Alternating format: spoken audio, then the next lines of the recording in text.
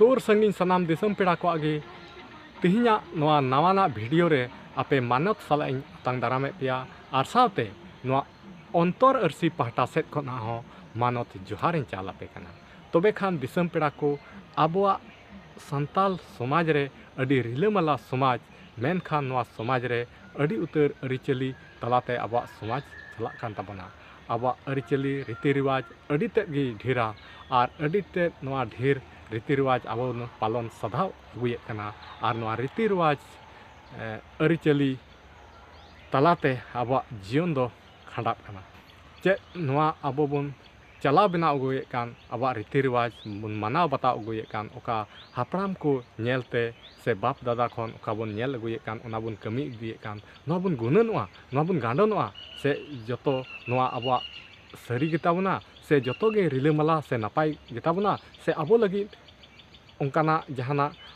बड़ी हो मिना नवा आबो उयहर हुयो ताबना आर नवा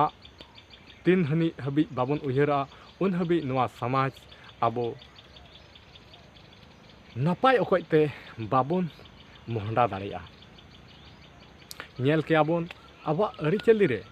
अड़ी उतर उनकाना बड़िया जिनिस हो मिना आर आबो ओना बोन व्यवहार अगुये कना आर ओनाते आबो लापार समाज दिखान ताबना तबे खान दिसम पेड़ा को आबो नवा समाज रे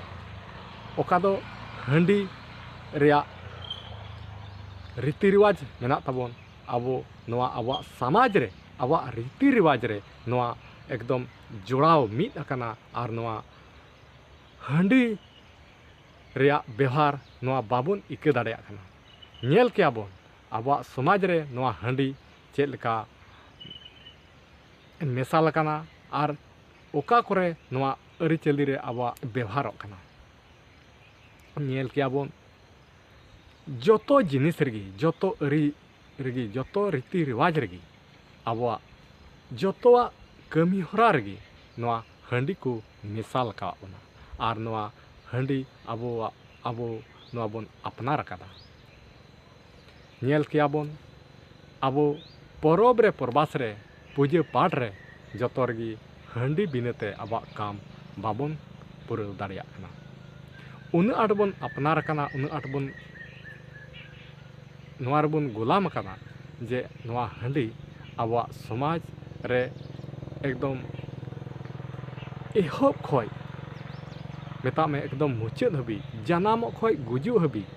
हंडी बिनते आबो नवा समाज से नवा जीवन खंडाव दो अड़ी मुश्किल गया आर नौका आबो समाज रे नवा बुन लागू कदा मेनखान नवा हो जतो हर बुन बड़ाय गया नवा हंडी आबो लगी बांग बिसा बांग नापाया आर नवा आबो समाज न्यूरहय कना मेनखान एनते रहो नवा हंडी आबो बुन अपनार कदा आर नित रहो अपनार रेगे बिना बना आर नवा खय छाड़ा दो बाबन मेनदा जेलेका नितो आबो जहाना गे कमी होरा समाज तला रे कमी होरा हुआ ओंडे दो हंडी लगा आर मिद हंडी nyutum कते आबोरेन लेखा जोखा होड़ से समाज रेन मिमिद अगुवन को जतो कोगी नवा हंडी आबो समाज रे को अपनार कदा आर नवा हंडी रिया nyutum को दोहो कदा आर नवा हंडी आबो तला रे अडी मौज ते चला बनाव कना आर नवा हंडी बिनते आबो ओकाटा काम गी बांग लहा कान ताबना आर से बांग पुरब कान ताबना नवा कमी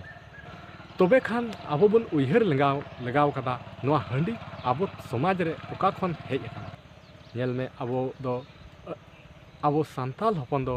आबोरेन अगिल हपड़ाम को लैया बामा आबो दो अडी धर्मान हड़ बन ताहे कना आर अडी धर्म ताहे कान ताबना आर धर्म रे अडी उतर दाड़ी हो मिन ताहे कना आर दाड़ी मिना गया आर दाड़ी हो ताहे कान ताबना आदो ओना धर्म ते दाड़ी ताहे कानते धर्मान हड़ बन ताहे कानते आबो अकय हो बांग को हराव दाड़ियाबन कान थायना आदो ओना नेलते आबोरेन दुश्मन आबोरे को लगावना आर आबो ओकाल काते न्यूरह बुना आबो ओकाल काते बन लेंजेदोआ ओना रे आय उपय को सेंद्रा केदा आर नवा आय उपय को सेंद्रा केते नोआ हंडी को नाम केदा और हंडी आबो समाज रे हेज कते नोआ आबो समाज रे को दरम अटवा बना और आबो रीति रिवाज को मिसाल अटवा बना और नितो आबो ओना रीति रिवाज रे मिसाल लेन खान नोआ आबो इके हो बाबन दाड़िया और उनका लेकाते नितो आबो समाज लातार तेगे ᱧᱩᱨ इदी कना और हम नेल किया आबो पूजा पाठ करे हो जे सिम सुक्री मेरम भिडी बुन दाड़े कोआ अदो नोआ रेन मेन किया बांग अदो नोआ रे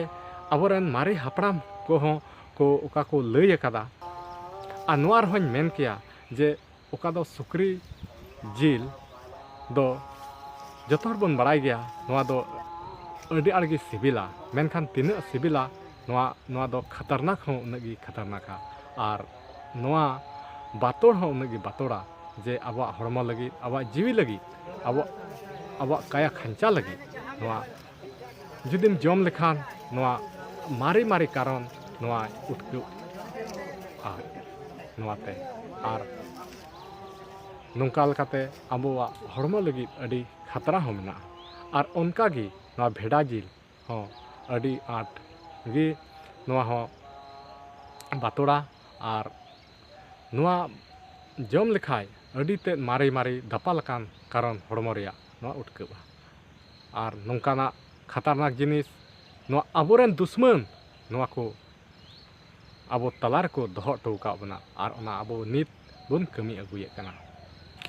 और नोआ जिनिस आबो धर्म रे को मिसाल का बना और आबो धर्म ᱧᱩᱛᱩᱢ मेन कते नोआ बुन अपनार कदा और जगह जगह ते नित आबोआ नोआ अरिचली रे नित हो मेना गया और को कमी अगुये कान गया जगह जगह ते ओका दो आबो गई हबुन पूजे कोआ अदो गई पूजे आबो समाज लगी तिना नपाया अदो इन मेन किया मित सेनते आबो समाज रेम नेल किया ओका दो सरहाय परब हुयुक कान ताबोना और सरहाय परब रे आबो गई बुन चिमड़ावे कोआ सेबुन मानाव बतावे कोआ अड़ी मौज उनको व्यवहार से उनको मानावे मिते लक्ष्मीया रूप रे उनको बुन देवा सेवाये कोआ और उनको गई तीन जुखे दो आरहों आबो बुन पूजे कोआ उनको बुन माए कोआ हेल गोये कोआ नोआ ता तिना आर सरिया तबे खन वीडियो पे नेल कान सनाम दिसम पेड़ा को नोआ आपे तिना आर जथाता से तिना आर नापाया नोआ हो आपया उइहर नोआ कमेंट काते पे कमेंट रे आपया ओपिनियन पे एम ताबोना तबे खान दिसम पेड़ा को सनाम हड़ बन मेना जे आबो दो प्राकृतिक पूजे कना बन और आबो दो प्राकृतिक बन पूजे कना नोआ जतो हड़ बन मेना मेनखान आबो प्राकृति दो चे बन पूजेदा और ओका लका बन पूजेदा और प्राकृतिक पूजे रिया मतलब से माने नोआ रे मीनिंग चे हुयो कना नोआ आबो अंतर उइहर हुयो ताबोना निया बन मेना जे आबो दो प्राकृतिक पूजे कना बन और प्राकृति से दारी नड़ी नोआ बन पूजेवा कना और सारीगे नेलोगो कना आबो जाहेर रे ओका बन पूजेय कान ओंडे दो सारजम दारी ठेरनु गे बन पूजेदा और सारजम दारी बन पूजेवा कान लेका गे बुझेव कना तबे खान आदो ओंडे आबो जुदी प्राकृति बन पूजेय कान खान प्राकृति बन पूजेवा कान खाय नोआ दो मिट इnye उइहर लेका तेदो आबो प्राकृति नोआ प्राकृति दारी नाड़ी से बीरबुरु नोआ आबो संरक्षण मेन कते आबो बन पूजेदा नोआ बन जुगाव दोहया नोंका मेन कते आबो बन पूजेय कना और ओना इयते आबो बन ᱧᱩᱛᱩᱢ कना प्राकृति पूजे तबे खान ओंडे आबो ओका दारी बन पूजेवा कान ओका सारजम दारी बन पूजेवा कान आदो ओना सारजम दारी ओका बन पूजे ओका दारी बन पूजेय कान ओका सारजम दारी बन पूजेय कान आदो उनी सारजम दारी आबो अच्छा बन कुली लिखान चे मेन किया सारजम दारी दो अच्छा आबो उना सारजम दारी ओकय बन पूजेवाय कान उनी अच्छा बन कुलिया आबो मने ते बन कुलिया उनी दो चे खोज किया उनी दो दा जरूरया से मायांग आबो बन मानावे खाय ओना बन देवा सेवाये खाय ओना बन सेवावा खान खान उनी दो दा ए जरूरआ मायांग दो बांग मिटन जहाना दारी ननी मिट्टन जहाना दारे गी मायांग तेदो तिस हों बाय जियेड़ोआ ओनारे दा लगावा दा तेगी जियेड़ोआ और ओना इयते आबो दो ओना दो दा गे लगाव बोना मायांग दो बांग और तिहिन आबोआ समाज रे उनी ओना सारजम दारे रे मायांग बोन जरोयदा आदो तिना आठ नापाया से बांग नापाया नोआ आपे दिसम होड़ नोआ उयहरो ताबन पे और गुननो ताबन पे और नोआ रेया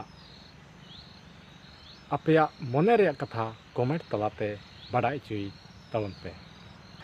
साउते निया हों मेन किया आबो चेद लगी बन पूजेदा आवा पूजे दो चेद कना